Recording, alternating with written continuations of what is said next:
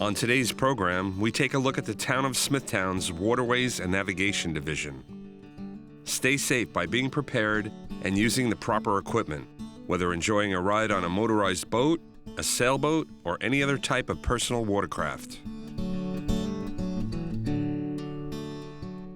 Hi, I'm Blake Gifford, and welcome to K.I.S S, Keep It Safe Smithtown. I work as a Bay Constable for the Town of Smithtown, Department of Public Safety, Waterways and Navigation Division. Here in Smithtown, we have beautiful waterways that we encourage you to go out, explore, and enjoy the water safely. The Waterways and Navigation Division actively enforces all federal, state, and local ordinances that deal with navigation, waterways, wildlife conservation, and preservation. The Harbor Master and Bay Constables are peace officers under New York State law and are trained at the Suffolk County Police or Sheriff's Academy. The Harbor Master oversees the town marinas and mooring areas. He assigns slips and moorings to the town's boating community.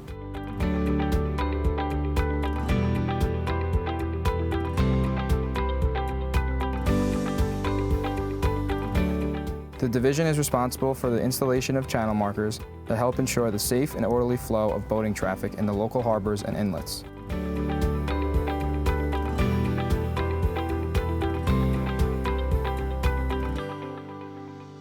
The Bay Constables regularly patrol Smithtown waters and often assist disabled boaters.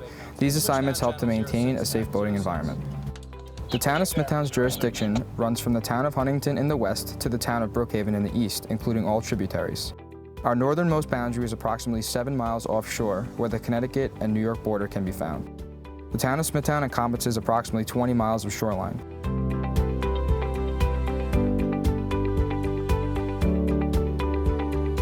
The town's fleet includes 2 state-of-the-art safe boats, a 26-foot center console, a 25-foot workboat, and a Panther airboat used exclusively for shallow water search and rescue missions.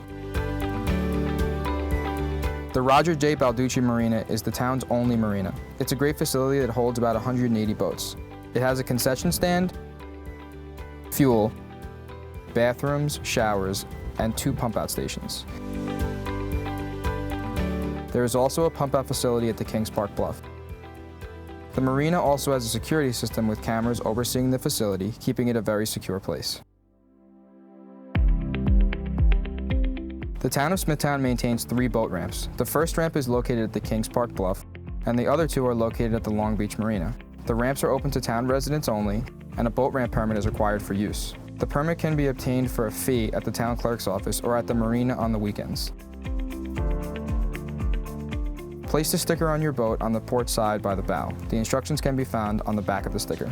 The town of Smithtown maintains 2 mooring fields, one at the Kings Park Bluff and one at Long Beach. Residents interested in docking or mooring their boat at one of these facilities can register on a waiting list that is maintained by the town clerk's office. During the course of patrol, the Bay Constables will issue warnings or summonses for observed violations of state laws and local ordinances. The Waterways and Navigation Division would like to remind you that the speed in the Nisqually River must be kept to a maximum of 5 miles per hour. The river is marked with 5-mile-per-hour buoys from the entrance of the river to the end of San Remo. The Bay Constables expect all boaters to keep the necessary safety equipment on board at all times. They are always on the lookout for people who are boating while intoxicated and will strictly enforce the law. The primary mission of the Waterways and Navigation Division is fostering a safe maritime environment for all to enjoy.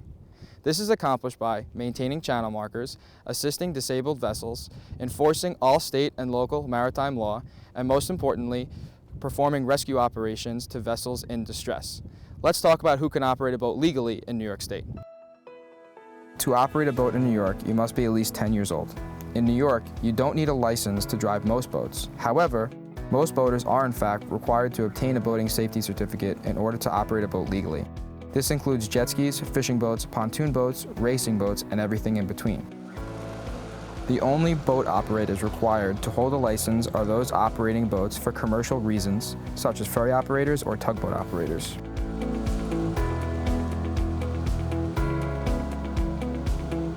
A recently signed law, Brianna's Law, ensures that everyone operating a boat in New York State is competent enough to do so.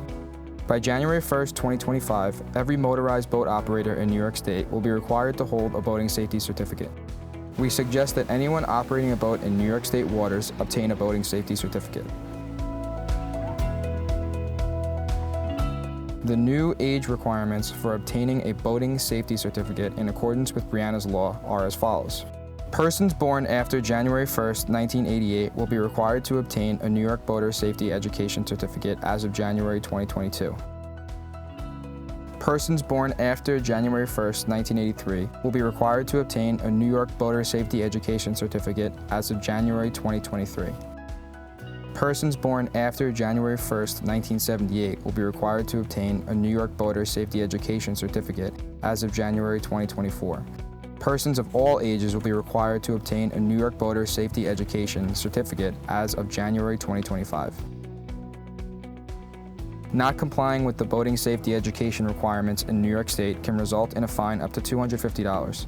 If you're operating a sailboat, kayak, paddleboard, canoe, rowboat, or any other unmotorized vessel, you are not required to obtain a boating safety certificate. However, we would always recommend that you do so. You can log on to the Town of Smithtown's website, click the link to the Recreation Department, and find out when the next boating safety class is being given. Now that we know who can legally operate a boat in New York State, let's review what it takes to be safe on the water. Let's discuss the safety equipment you must have on your boat at all times.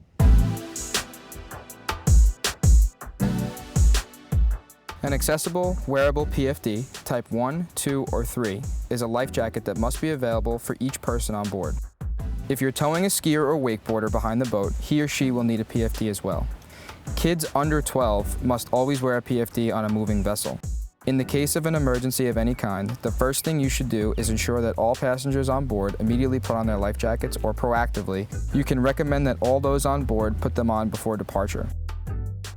Although not required, your pet should have a life jacket too. In addition to the life jackets you wear, you'll need at least one floating device, a Type 4, that you can throw to an individual in the water in case of trouble. This can be a U.S. Coast Guard approved square cushion, a ring buoy or other device, and although only one is required, it is better to have several on board. Have a line attached to the floating device so you can pull a person closer to the boat and get them out of the water. Boats under 26 feet need at least one B1 fire extinguisher, and boats 26 feet to 39 feet need two B1 types or one B2 type. Make sure you and your passengers know how to operate a fire extinguisher. Vessels in New York State waters must be equipped with U.S. Coast Guard approved visual distress signals. All vessels, regardless of length or type, are required to carry night signals when operating between sunset and sunrise. Most vessels must carry day signals also. Exceptions to the requirement for day signals are recreational vessels that are less than 16 feet in length, non-motorized open sailboats that are less than 26 feet in length, and any manually propelled vessel. You must carry a sound-producing device. Sounds can attract help both day and night and are especially effective in fog.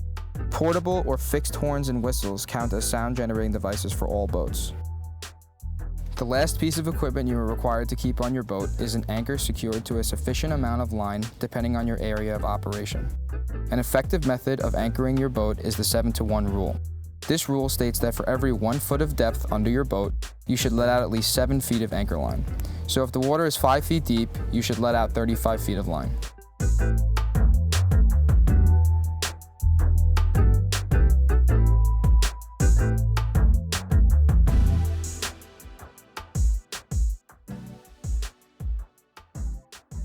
So that takes care of everything you must have on your boat in order to be compliant with New York State law. Let's talk about 12 things we recommend you keep with you when you head out for your day on the water. Depending on the type of boating you do and where you do it, either way, you can pack most of these aboard even in the smallest of boats. Medical kit for cuts, scrapes, seasickness, or small emergencies. A bailing device or bucket to de-water and stay afloat. Oars or paddles if the engine quits. Cell phone to call for help. A VHF radio to call for help. A knife to cut a line around a fouled propeller. A snorkel mask to inspect what's going on under the boat. A heavy-duty flashlight. A skier or diver down flag. A way to get weather updates because things can change quickly even on a lake. Finally, for most boats, working running lights are required. No matter your experience, it's always a good idea to review boating safety rules before you leave the dock. Let's go over a few safety tips to help you boat responsibly and enjoy your time out on the water. Another reminder for new boaters and experienced captains alike is that they need to be familiar with the boating rules of the road. Boating safety courses are offered locally. They are inexpensive and often completed in a day, in person or online. Remember that by January 2025, everyone will need to be certified. Get a free vessel safety check. The U.S. Coast Guard Auxiliary and Power Squadrons offer complimentary boat examinations to verify the presence and condition of certain safety equipment required by state and federal regulations. Free of charge, they also offer virtual vessel exams. Follow a pre-departure checklist. Utilizing a pre-departure checklist is a helpful way to check the boat and ensure the proper gear is on board. Always be aware of the weather. Also check local route and destination weather and water conditions before departure and ensure it is safe to go out. Use common sense when boating. Operate at a safe speed at all times, stay alert, and steer clear of large vessels and watercraft that can be restricted in their ability to stop or turn. Know the nautical rules of the road. Maintain a proper lookout and be respectful of buoys and other navigational aids, all of which are placed there to ensure your safety and the safety of the boats around you. We'll talk more in detail later in this video. Designate an assistant skipper. Make sure more than one person on board is familiar with all aspects of the boat's handling, operations, and general boating safety in case the primary operator is incapacitated and someone else needs to get the boat back to shore. Develop a float plan. Whether you choose to inform a family member or staff at your local marina, let someone else know where you're going and how long you're going to be gone for. A float plan can include the following information: name, address, and phone number, the trip leader and passengers, boat type and registration information, trip itinerary, and types of communication and signal equipment on board, such as emergency position indicating radio beacon or personal locator beacon. Make proper use of life jackets. Assign and fit each member of your onboard team with a life jacket prior to departure. Avoid alcohol. Operating a boat while intoxicated is illegal. Nearly half of all boating accidents involve alcohol. Designate a sober skipper before leaving the dock. Be aware of carbon monoxide. Maintain fresh air circulation throughout the boat. Educate all passengers about the symptoms of carbon monoxide poisoning and where it may accumulate on the boat. Skip swimming in a marina and all navigable channels. Never swim in a marina or in other areas where boats are connected to shore power. Stray power in the water can create an electrical shock hazard. Stay clear of the engine. Drivers must wear the boat's engine cutoff lanyard at all times. Keep watch around the propeller area when people are in the water. Never allow passengers to board or exit your boat from the water when the engines are on or idling. Take extra precautions near boats towing skiers or tubers. You learn the rules of the road before taking the wheel of your car, and you should do the same before taking the helm of your boat. Your primary obligation is to operate in a safe manner. Under the rules of the road, there is a right-of-way like there is on the street. For most situations, boaters are called one of the following. Give-way vessel. If you are the give-way vessel, you must act as if the stand-on vessel has the right to keep going in the direction it is traveling. It is your responsibility to signal your intentions to the stand-on vessel, and it is your responsibility to maneuver your boat around the other in a safe manner. Stand-on vessel. If you are the stand-on vessel, it is your responsibility to acknowledge the intended actions of the give-way vessel. You must also maintain your current course and speed until the give-way vessel passes or you enter a dangerous situation. In addition to the rules, you have other responsibilities as a captain as well. You are responsible for the safety of everyone aboard your vessel at all times, and you have the responsibility to those whom you are sharing the water. You must always operate at a safe, controlled speed for the situation in which you are boating and any legally mandated speed requirements that there may be, such as a slow no-wake zone. Take care to avoid careless, reckless, or negligent boat operations, such as operating too closely to other vessels, boating under the influence, or operating at an unsafe speed for the given conditions. Finally, as a boater, you have a responsibility to all other boaters and all others who enjoy the water, to be courteous and respectful of others. This means that you should always watch your boat noise, which is a legal requirement, and avoid congested waters as much as possible. Avoid disturbing wildlife and seagrasses, and look out for the safety and well-being of other boaters by giving a hand to those in need. There is a pecking order that can be used as a simplified memory aid to determine right-of-way for vessels of different types. Get very familiar with the list, as it is important to understand it thoroughly. The lowermost vessel on the list is the give-way vessel and must stay out of the way of the vessels that are higher on the list. The top priority is the overtaken vessel, vessels not under command, vessels restricted in their ability to maneuver, vessels constrained by their draft, fishing vessels engaged in fishing with gear deployed, sailing vessels, and power-driven vessels.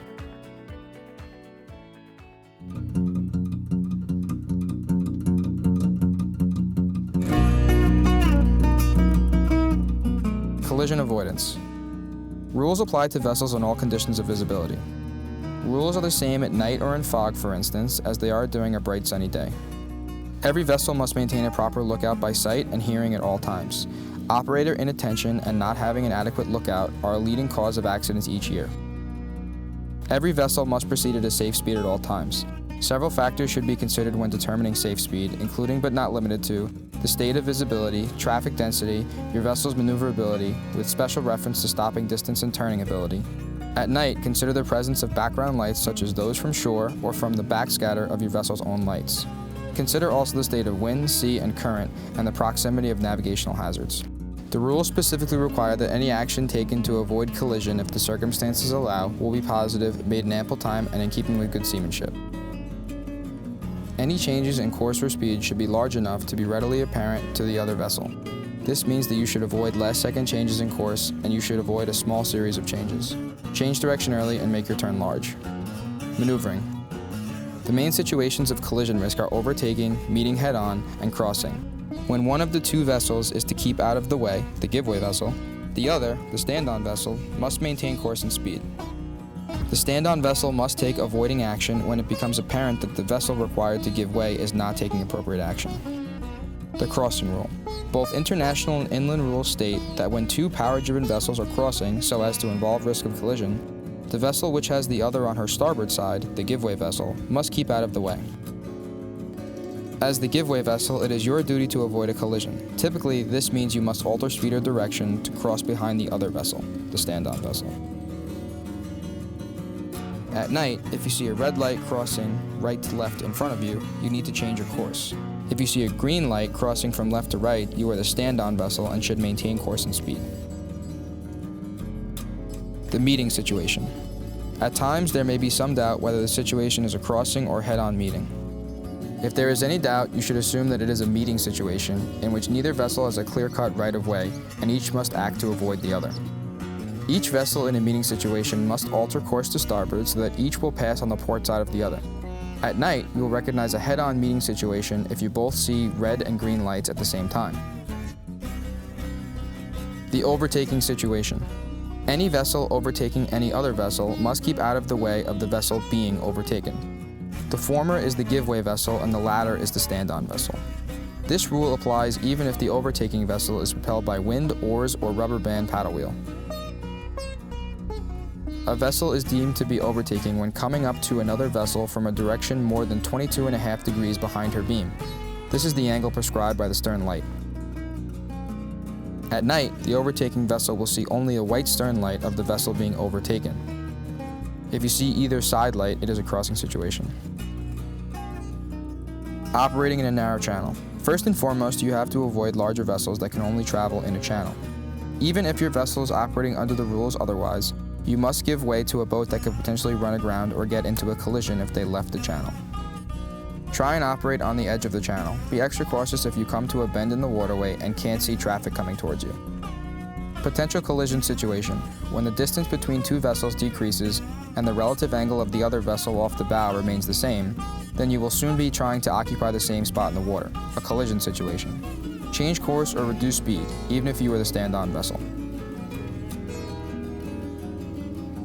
Conduct of vessels during periods of restricted visibility. Operating a boat in areas or at times of restricted visibility requires extra concentration by the skipper and the lookout. You must operate your vessel at a speed at which you can identify and react to a situation and still have enough time to avoid a collision. This is especially important when vessels are not in sight of one another. Operate at a safe speed for the prevailing circumstances. Have engines ready for immediate maneuvering. This includes reverse. Don't rely on radar or other electronic imaging alone. Use your built-in senses at all times. Take avoiding actions early and provide ample time for the other vessels to maneuver. Avoid sharp turns if being overtaken. If you are in doubt, reduce your speed. Every vessel shall proceed at a safe speed. Other rules. In general, power-driven vessels must give way to vessels under sail. A sailboat with the motor running is defined as a motorboat. Practice. Now that you are familiar with the rules, go out and use them in passing, meeting, and crossing situations you find on the water. Remember, if a collision does occur, your proper use of the correct signals and appropriate actions will win you points in court, but you know enough now to avoid a collision. The navigation rules of the road contained in this video summarize basic navigation rules for which a boat operator is responsible. Additional and more in-depth rules apply regarding various types of waterways and operation in relation to commercial vessels and other watercraft. It is the responsibility of a boat operator to know and follow all the navigation rules. For a complete list of navigation rules, refer to the document Navigation Rules of the Road published by the U.S. Coast Guard and available through the U.S. Coast Guard printing office or on the web. For state-specific navigation requirements, refer to the state laws where you intend to boat.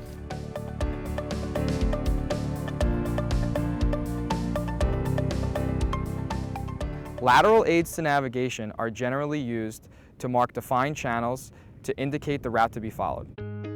These aids show the sides of a navigable channel, mark junctions and forks or splits in the channel, indicate the safe side to pass a hazard to navigation, and mark the safe center line on wide bodies of water.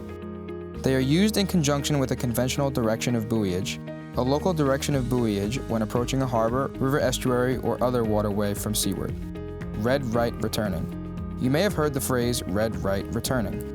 This expression refers to the fact that when returning, entering a channel from the open sea or proceeding upstream, a boater must keep the red aids on the right or starboard side of the boat. These aids have even numbers, and the numbers should increase as you proceed inland. When proceeding toward open water or seaward, navigate so that the green aids are on the starboard side. In this instant, you will see odd numbers on the aids, and the numbers should decrease as you proceed toward open water. Green colors and lights should be on your right or starboard side when traveling towards open waters or moving seaward. Red colors and lights should be on your right or starboard side when traveling from open waters.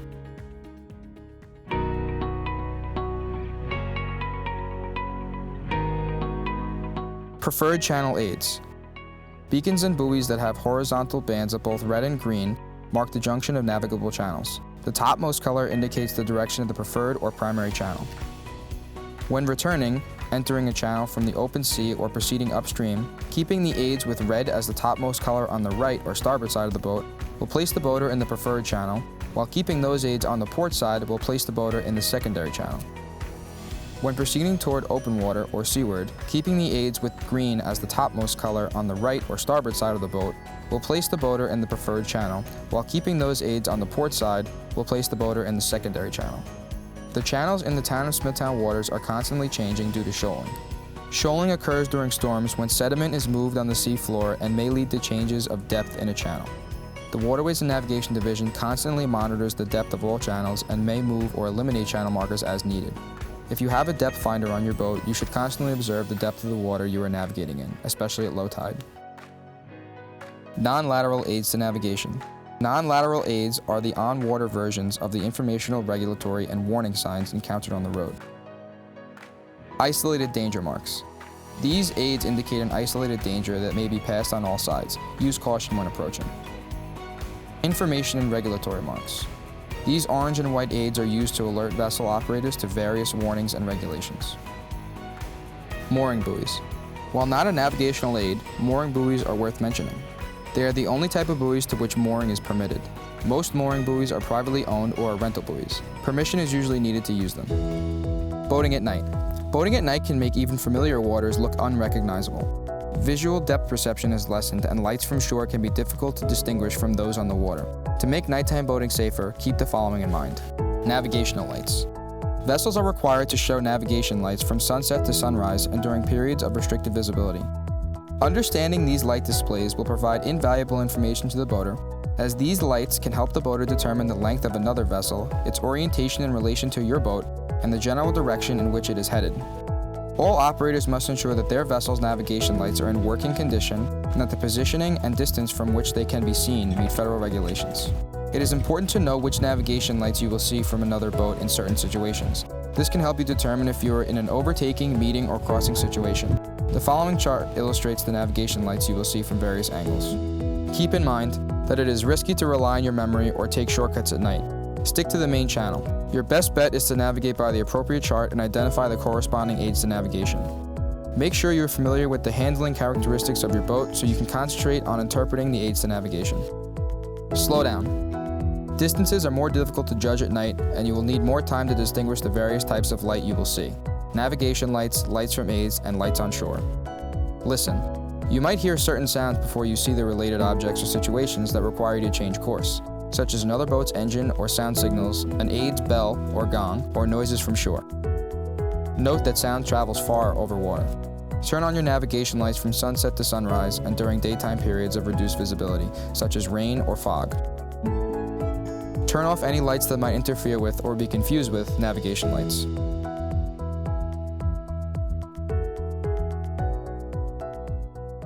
Whatever you're using your boat for, it is your responsibility to do so safely. Whether you're an experienced captain or just starting out, we urge you to learn the rules of boating and to obtain a boating safety certificate. Our goal is for everyone in Smithtown to enjoy the beautiful waters and to do so safely. Thanks for watching. For K.I.S.S, I'm Blake Gifford, and remember, keep it safe, Smithtown.